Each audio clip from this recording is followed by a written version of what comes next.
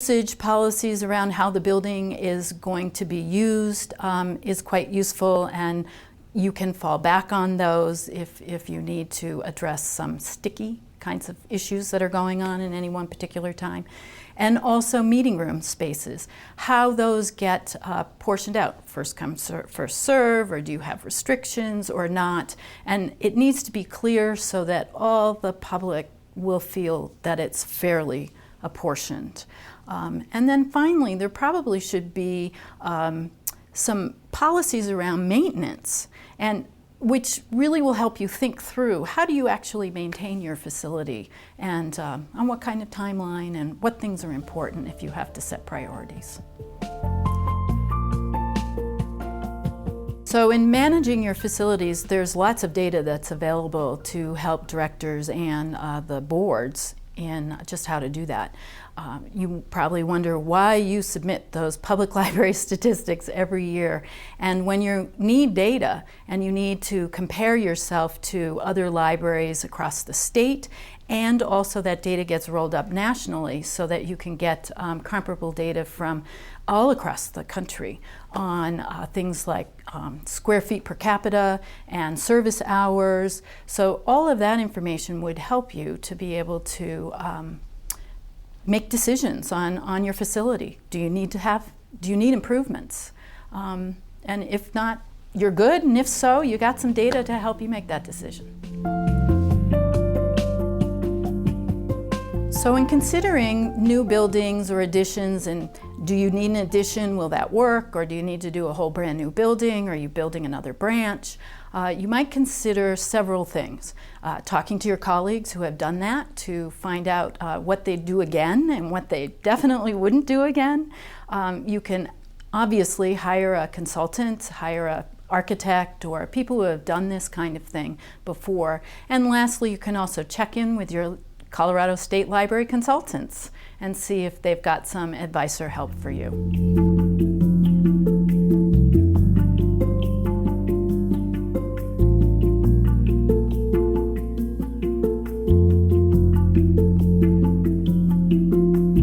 The library's strategic plan and/or operational plan should tie in with the budget and the financial transactions of the library for the year.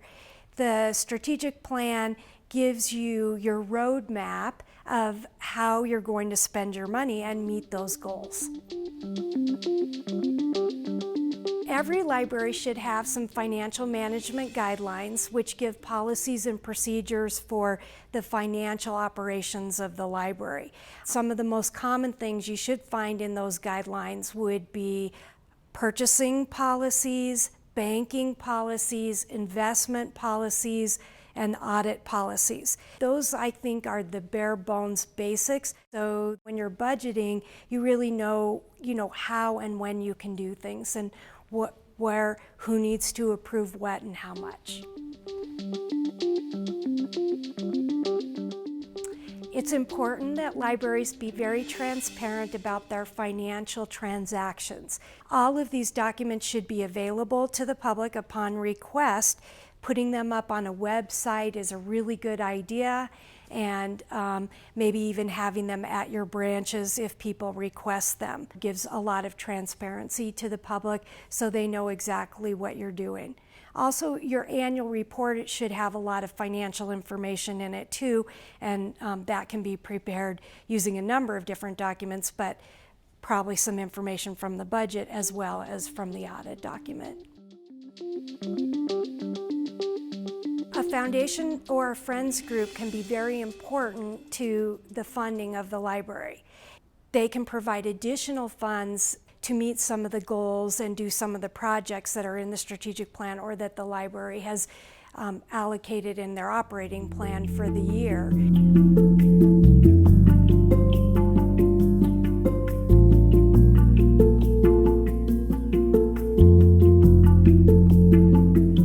Looking at the standards this time and looking at the 2005 standards, we realized that the management standard really had some elements and components that belonged in two different areas of the current standards. And so what happened is that some of the elements of the management standard went into the human resources standard, which, by the way, is now human resources. In the 2005 standard, it was called personnel. And other elements of it went into the governance standards. So everything key from the management standard is still in the standards documents, but they found different homes now in both governance and human resources. On one level, on the sort of the legally required level, they have the responsibility of setting and adopting and overseeing a budget. They have the responsibility of hiring a library director. They have the responsibility to see that the library complies with all applicable state and national laws. Library boards have the responsibility to advocate for the library. They have the responsibility to really know their library community and be able to identify the community's priorities for the library. And they also have the responsibility to plan for the library, to do strategic planning, and to be aware of the future of the library and what direction their library wants to go, based on what they have understood their community's needs and wants are. Developing the game plan essentially for the library director, developing the expectations and for the library director and supervising the library director, not micromanaging, but overseeing the library director. Be aware of the community and be the community's voice in the library governance. Another key best practice is professional development for the board. Many different options, from online to attending conferences for trustees as well, so that they are aware of what is going on in the library community at large as well. If the library has been set up as a library district and has its own mill levy that it's funded by, there is a governing board that is actually responsible for the governance of the library.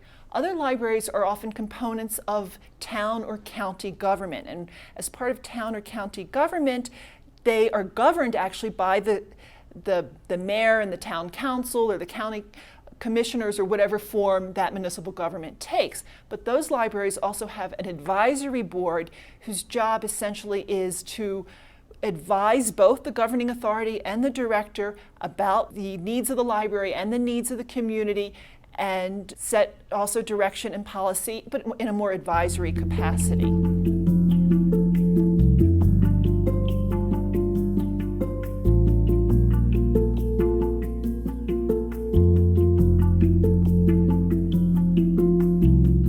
When we worked on this standard, we switched the name from personnel to human resources for a couple of reasons. The main one was that's the modern way to talk about it.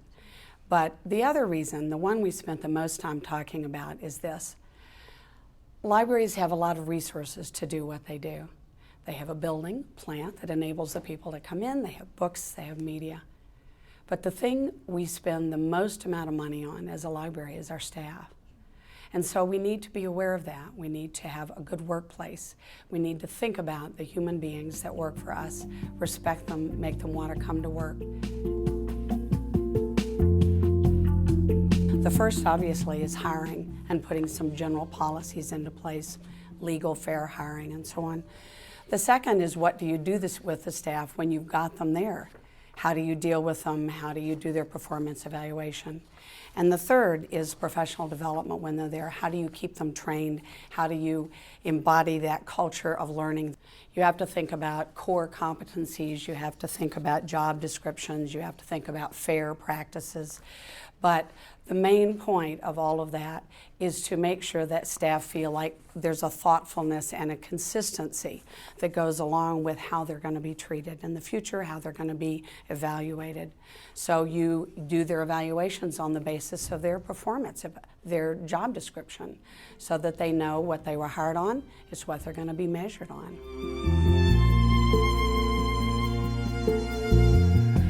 The phrase culture of learning means that we need to think about doing for the staff, the personnel who work at the library, the same thing that we do for the public. What we do for the public is give them an opportunity to enrich their lives, to grow, to develop, to think, to just have leisure. And we need to do the same thing with the people who work at the library. Especially those of us who manage, we need to think about ways to develop their skills, to recognize and reflect on their strengths. That was a hotly debated topic, what kind of educational background library directors should have. We thought that minimally all library directors should have a college degree. Ideally, they should also have an advanced degree in library science. For communities of 25,000 or more, we definitely felt that the library director should have an advanced degree of a master's in library science.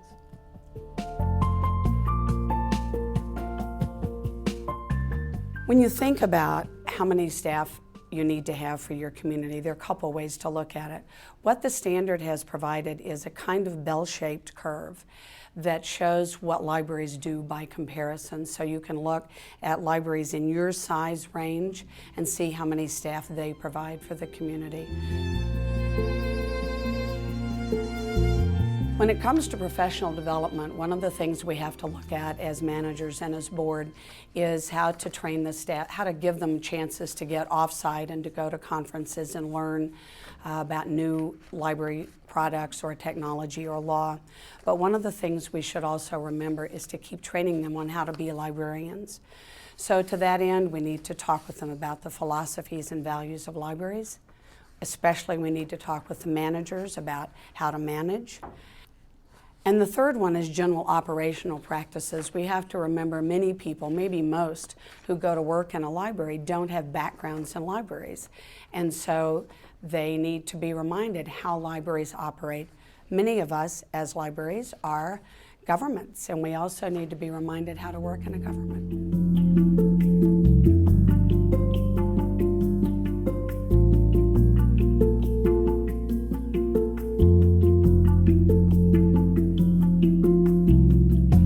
Marketing in a library is about matching the needs and wants of a patron to the services and goods that we can provide. And the way I see advocacy, it's drawing support for library causes. And this can be done in a variety of ways that tie very closely together. What we're looking for is everyone to be responsible for marketing and advocacy in our libraries. And everyone means first and foremost employees. Employees that are engaged and passionate about their work are our best marketeers. The advocacy component, which is the support for the library, is all about board engagement, volunteer engagement, and working with our heavy users of the library to make sure that they are also talking us up. The vehicles that we use for marketing and advocacy in the libraries are traditional, things like bookmarks, brochures, literature, press releases, and a little more contemporary. We're using lots of social media now. Social media has become a new tool that we're able to use for advocacy as well as marketing our services. We've got a Twitter account so that we can let people know that a program is starting in 2 hours and come on over to the library to take advantage of that. We have a Facebook account so that we can embed actual information tools in Facebook that are relevant to the days. We're also using blogs regularly. We use vlogs, video logs on our website. We are embedding librarians in other people's vlogs and blogs and Facebook accounts as well, because we want to be pervasive in our community to let people know that the library is a place for information.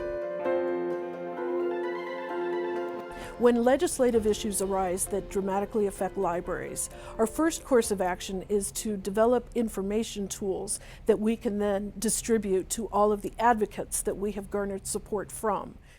We have to be very careful about using the Fair Campaign Act guidelines in the way our employees are able to advocate on behalf of the library. So when legislative issues arise, we rely heavily on our board members, our volunteers, our foundation, and friends.